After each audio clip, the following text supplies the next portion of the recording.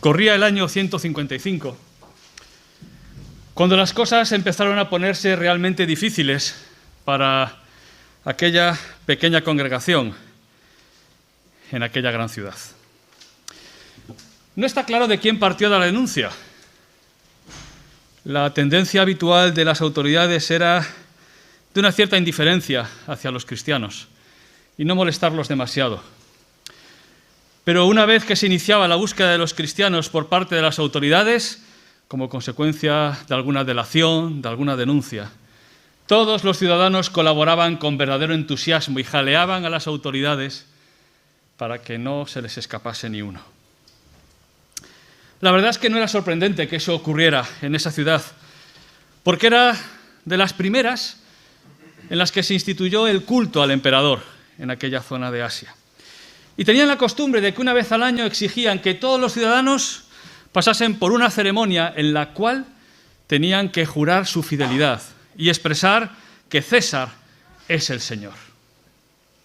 Negarse a ello no solo era jugarse la vida, sino que el no tener ese certificado social de fidelidad al emperador convertía la vida de los cristianos en algo realmente difícil en medio de sus ciudadanos. Dificultaba la existencia cotidiana y condenaba a los creyentes a una vida realmente empobrecida en la que difícilmente podían participar de muchas actividades económicas. En ese año se desató la persecución. Distintos hermanos fueron apresados, muchos de ellos soportaron las torturas, pero algunos fueron incapaces de callar y de no delatar dónde se escondían unos y otros. Nadie se lo recriminó, ni siquiera el pastor de la iglesia, cuando lo delataron y los soldados fueron a por él. Se escapó en un par de ocasiones, pero viendo que el círculo se cerraba y que incluso algunos de sus hermanos estaban sufriendo la consecuencia de su huida, dijo: hágase la voluntad de Dios. Era un hombre respetado en toda la comunidad. Era una persona ya anciana que durante años había servido fielmente en la iglesia y era reconocido en el pueblo. Se le conocía como uno de los amigos cercanos y discípulos del propio apóstol Juan, hasta el punto de que incluso sus capturadores, preocupados por lo que podía ocurrirle a una persona respetable como él, le dijeron: ¿qué mal puede haber en que digas que César es el Señor, que sacrifiques en su nombre y te libres? Hágase la voluntad del Señor, era su respuesta. Cuando el anciano, el pastor, fue llevado ante el procónsul romano, una y otra vez le insistía: jura por la fortuna del César y te pongo en libertad, reniega de Cristo. Y el anciano le respondió literalmente: hace 86 años que le sirvo y ningún mal me ha hecho. ¿Cómo puedo blasfemar de mi rey a quien debo la salvación? Ante esto, el procónsul le amenazó con las fieras o con quemarle vivo en el fuego. Y Policarpo le respondió: me amenazas con un fuego que dura 1 hora y luego se apaga, y te olvidas del juicio venidero y del fuego eterno en el que arderán para siempre los impíos. Cuando a Policarpo de Esmirna lo llevaron a la hoguera, cuenta la historia que hizo la siguiente oración: oh Señor, Dios de los ángeles y de los arcángeles, nuestra resurrección y precio de nuestro pecado, rector de todo el universo y amparo de los justos, gracias te doy porque me has tenido por digno de padecer martirio por ti, para que de este modo perciba mi corona y comience el martirio por Jesucristo en la unidad del Espíritu Santo. Y así, acabado hoy mi sacrificio, veas cumplidas tus promesas. Seas, pues, bendito y eternamente glorificado por Jesucristo, pontífice, omnipotente y eterno, y todo sea dado con él y el Espíritu Santo, por todos los siglos de los siglos. Amén. ¿De dónde este hermano nuestro sacó esa fuerza, esa convicción, esa coraje, esa fe para resistir la prueba que le sobrevino? ¿Cómo tuvo ese valor y convicción? Era Policarpo de Esmirna. La iglesia que recibió la carta que vamos a leer hoy. Dice el Señor, Apocalipsis 2:8. Escribe al ángel de la iglesia en Esmirna, el primero y el postrero, el que estuvo muerto y vivió, dice esto: yo conozco tus obras, tu tribulación, tu pobreza, aunque eres rico, y la blasfemia de los que dicen ser judíos y no lo son, sino que son sinagoga de Satanás. No temas lo que has de padecer. El diablo echará a algunos de vosotros en la cárcel para que seáis probados, y tendréis tribulación por 10 días. Sé fiel hasta la muerte, y yo te daré la corona de la vida. El que tiene oído, oiga lo que el Espíritu dice a las iglesias. El vencedor no sufrirá daño de la segunda muerte. Estamos repasando estas cartas de ánimo que el Señor envió a las iglesias de Asia y con ellas a todos nosotros. En esta serie que hemos titulado Más que vencedores, cartas de ánimo para tiempos difíciles. Y hemos visto cómo alguien de Esmirna vivió en sus propias carnes lo que significaba lo que el Señor estaba escribiendo a esa iglesia en estos finales del siglo I o inicios del siglo II. Era una iglesia que estaba en apuros y el Señor conocía bien y sabía cuáles eran las circunstancias que ellos estaban pasando. Una iglesia que lo estaba pasando mal y que lo iba a pasar peor, pero una iglesia que desde el punto de vista de Dios era una iglesia rica espiritualmente. Yo conozco tus obras, tu tribulación, tu pobreza, aunque eres rico.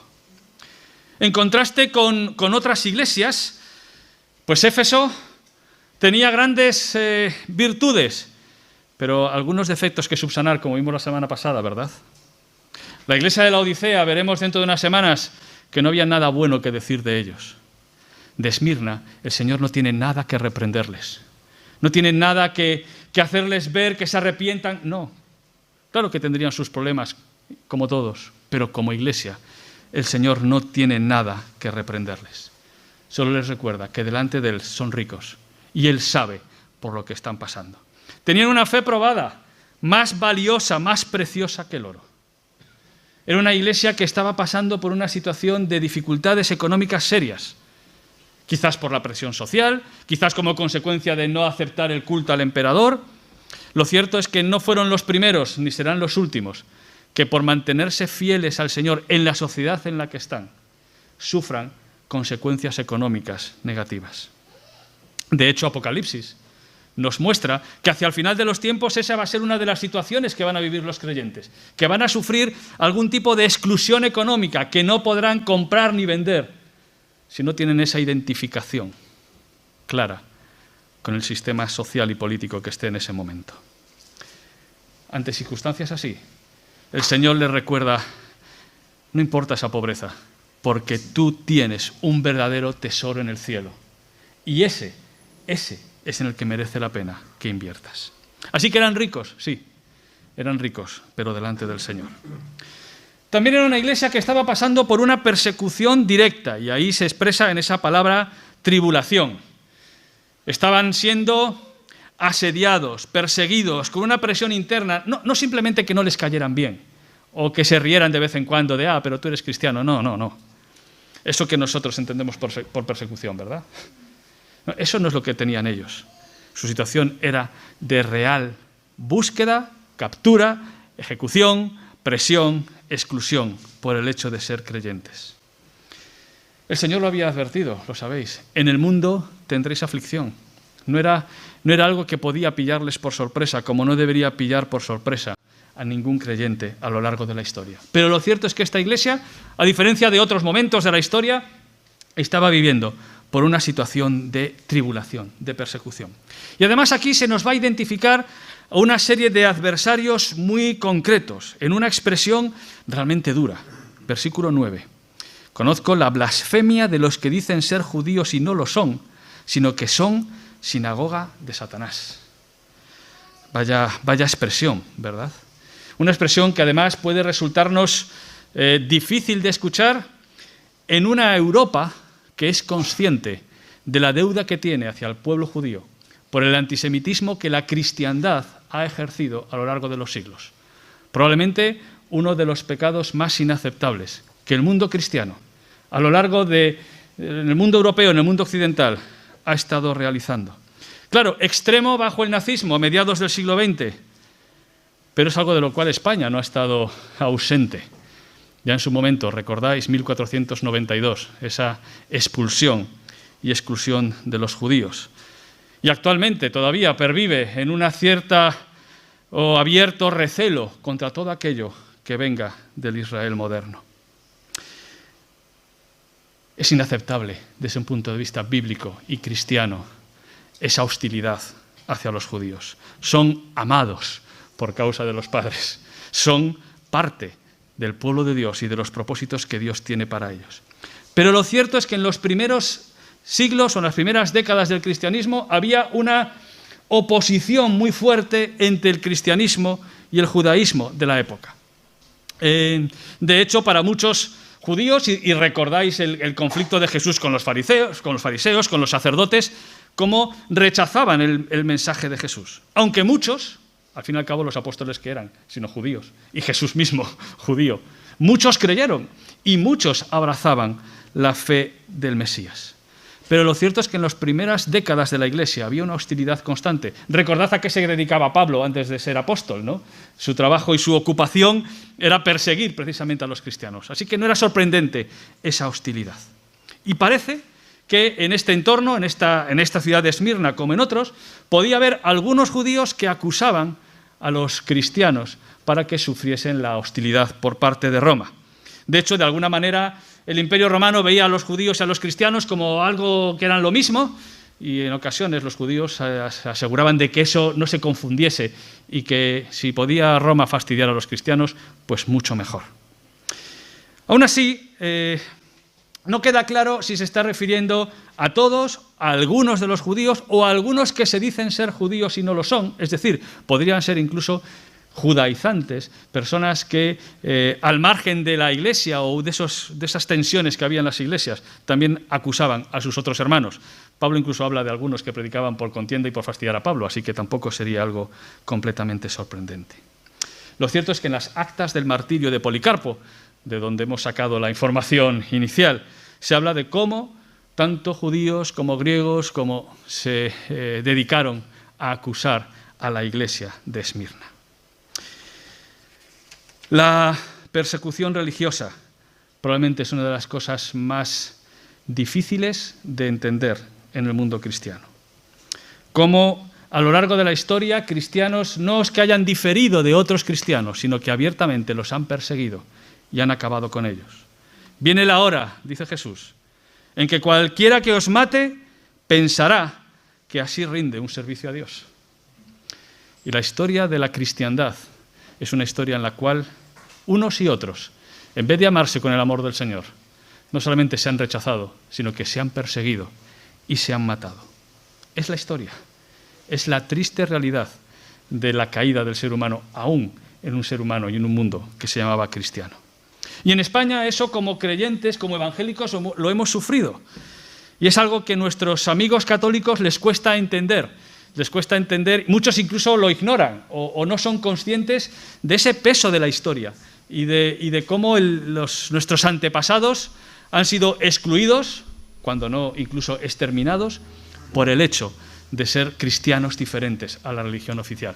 Y por eso todavía hoy es normal que haya ciertas dificultades en la relación, porque la realidad está ahí, la historia está ahí. A esta iglesia de Esmirna, esa era la situación que estaban viviendo. Y el Señor les dice, no temas, que todo se va a solucionar. O les dice otra cosa.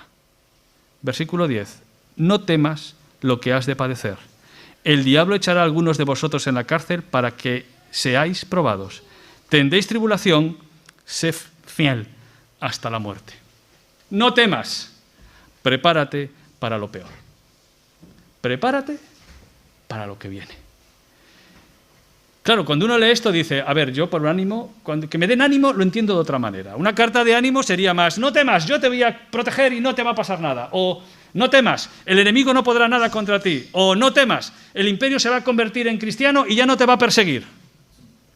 No es eso lo que dice el Señor a la iglesia de Esmirna. No temas lo que vas a sufrir, sé fiel hasta la muerte.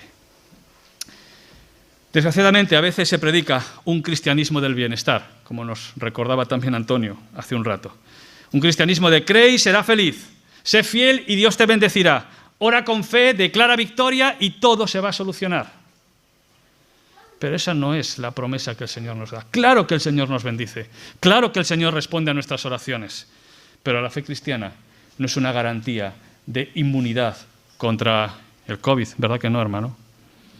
Ni contra el paro, ni contra tantas y tantas cosas que pueden ocurrir en nuestras vidas. A veces incluso la teología, una parte de la teología que llamamos escatología, ha visto en el futuro una posibilidad de escapismo, con esa idea de, bueno, no te preocupes, que cuando vengan las cosas muy malas, Dios se lleva a la iglesia y no vamos a sufrir. Pues puede ser, pero puede haber tanto sufrimiento intermedio, que pensar que la fe cristiana es una fe escapista es alejarse de la realidad. El antídoto contra el temor es la verdad. Es reconocer la realidad de que habrá persecución, de que el diablo actúa, de que el enemigo es real, de que a lo largo de la historia de la Iglesia hay ciclos de tolerancia, de paz, pero también hay ciclos de opresión, de hostilidad y de cárcel. Hoy es la misma realidad en el mundo. Hay lugares en el mundo donde el cristianismo puede predicar libremente y lugares donde por ser cristiano lo pagas con tu vida. ¿Qué va a pasar en nuestro occidente postcristiano en el siglo XXI? ¿Seremos considerados malignos por nuestra sociedad cuando nos enfrentemos a ideas, a costumbres que estén en contra de la palabra de Dios? Curiosamente, a los cristianos en el Imperio Romano, ¿sabéis qué se les llamaba? Ateos. Se les llamaba ateos. ¿Por qué? Porque no adoraban a los dioses ni sacrificaban a César. ¿Qué nos llamarán a nosotros cuando no aceptemos el pensamiento dominante? El antídoto contra el temor es la verdad. Y es aceptar el propósito de que la prueba es parte del plan de Dios, que Dios lo puede permitir en nuestros tiempos, pero que Dios mantiene el control. Fijaros que le advierte, vais a ser probados, y lo vais a ser, y el diablo os va a echar en la cárcel, pero será por un tiempo limitado, 10 días. Pueden parecerte muchos, puede ser que el proceso sea costoso, pero la última palabra no la tiene el enemigo. Dios controla y Dios limita. El mensaje de Apocalipsis es que hay uno que es digno de abrir el libro, de desatar sus sellos. Hay solo uno que es el Señor de la historia, que es el que tiene incluso las pandemias en sus manos y el que obra a través de las circunstancias de la historia para llevar a cabo sus propósitos en la historia, pero en tu vida, en tu familia, en tus circunstancias personales. Por eso esta carta es una carta de ánimo. No porque te avisa de que no va a pasar nada, sino porque te dice, es que aunque pase algo y algo duro, sé fiel hasta la muerte, porque yo te daré la corona de la vida. La perspectiva es alentadora. El que tiene oído, oiga lo que el Espíritu dice a las iglesias. El vencedor no sufrirá daño de la segunda muerte.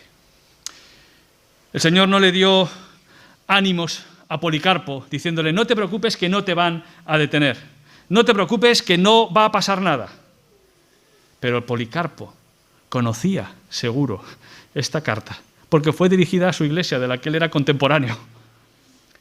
Y de hecho en su oración hay alusiones a esta corona, a esta esperanza, a esta muerte segunda de la que no escaparán aquellos que quieran escapar de Jesús. Estas palabras no son simplemente palabras bonitas, son palabras de estímulo y de ánimo que lo han sido para millones de hermanos nuestros que han pasado la persecución, que la están pasando. Pero son de estímulo también para nosotros en las distintas circunstancias difíciles que podamos vivir en nuestras vidas. Y lo que el Señor nos dice es que esa aparente derrota en esta vida realmente nos lleva a un paseo triunfal con Cristo Jesús. Porque esa idea de la corona es precisamente lo que en los sitios donde se hacía el espectáculo público de martirio de los cristianos se entregaban muchas coronas. Os aseguro que ninguna a los cristianos. Entregaban corona al gladiador, que podía vencer una batalla, o al áuriga, que ganaba en estas carreras de carros en los cuales los romanos apostaban todo lo que tenían y más. No es nada nuevo lo de las apuestas, ahora son nuevas porque son online, pero ya en Roma había todo ese tipo de costumbres. Pues los romanos celebraban las victorias militares y deportivas con las coronas. Y fijaros, lo que le está diciendo Jesús a su iglesia es: conmigo vas a tener la corona. Lo que a ojos de la humanidad puede ser una derrota, vas a ser vencedor en el paseo triunfal del Señor de la historia. Porque vas a acompañarle en el mayor de los premios, la vida eterna con Cristo. Vamos a disfrutar de ese desfile triunfal del Señor. Y además, eso significa que evitamos esa muerte segunda de la que Jesús dijo: no temáis a los que matan el cuerpo, mas el alma no pueden matar. Temed más bien a aquel que puede destruir el alma y el cuerpo en el infierno. Eso fue exactamente lo que dijo Policarpo. Me amenazas con un fuego que dura 1 hora y te olvidas de ese fuego eterno, esa imagen de esa condenación eterna para aquel que se aleja de Dios. Es una doctrina poco popular hoy, desde luego, pero es la realidad también de lo que nos espera al otro lado de esta realidad que vivimos. ¿Por qué podía tener esa convicción? ¿Por qué podemos tener esa seguridad? Escribe al ángel de la iglesia en Esmirna: el primero y el postrero, el que estuvo muerto y vivió, dice esto. Ante esa iglesia perseguida, el Señor se le presenta como el alfa y la omega, es decir, el eterno. Yo soy el Señor todopoderoso, el primero y el último. Fuera de mí no hay otro Dios, ni César, ni autoridades, ni instituciones. No hay nada que pueda estar por encima del alfa y la omega. ¿Tienes miedo de los gobernantes humanos? ¿Estás viendo constantemente vídeos de conspiraciones y de futuras dictaduras que te están amargando la vida? Pues deja de temer. No porque eso pueda ser real o no, yo no lo sé, sino porque por encima de todo eso está el Señor de la historia, que cuida de su iglesia, que cumple sus propósitos. Y Él es el vencedor de la muerte. Ese es el verdadero enemigo de la humanidad, el que desde Génesis 3 nos separa de la comunión con Dios. A ese enemigo ha derrotado Cristo en la cruz y nos invita a participar con Él de esa nueva creación ganada por la sangre de Cristo para todos aquellos que deciden no confesar a César como Señor, sino a Jesús como su Señor. ¿Qué te causa temor, hermanos, hermanas? Los que estáis aquí, los que nos veis en casa, ¿qué te causa temor? ¿La enfermedad? ¿El sufrimiento? ¿La precariedad económica? ¿La hostilidad? ¿La persecución? Pues que sepas que son posibles. Son posibles. Gracias a Dios si no pasamos por ahí. Pero aprendamos a dar gracias a Dios en todo, aunque pasemos por ahí. Preparémonos en dependencia del Señor. ¿Qué es lo que controla tu vida? ¿El temor a lo que pueda ocurrir? Pues confía en que el Señor tiene un plan para tu vida y va a estar a tu lado, sea cual sea la circunstancia por la que atraviesas. Ese es el mensaje de Jesús. No tengas miedo. ¿Por qué? Porque ¿quién nos separará del amor de Cristo? Tribulación, angustia, persecución, hambre, desnudez, peligro, espada. Antes, en todas estas cosas somos más que vencedores por medio de aquel que nos amó. Por lo cual estoy seguro de que ni la muerte ni la vida, ni ángeles, ni principados, ni potestades, ni lo presente, ni el futuro, ni lo alto, ni lo profundo, ni nada de nada nos podrá separar del amor de Dios que es en Cristo Jesús, Señor nuestro. ¿Lo crees? Aférrate a esas promesas del Señor y cantemos todos juntos: no temeré, aunque un ejército acampe contra mí, aunque contra mí se levanten guerras, yo viviré confiado. Número 349. Es una canción basada en ese salmo que expresa esa confianza que podemos tener en Jesús, como tantos a lo largo de la historia, como el propio Señor, invitándonos a descansar en Él. No temeré.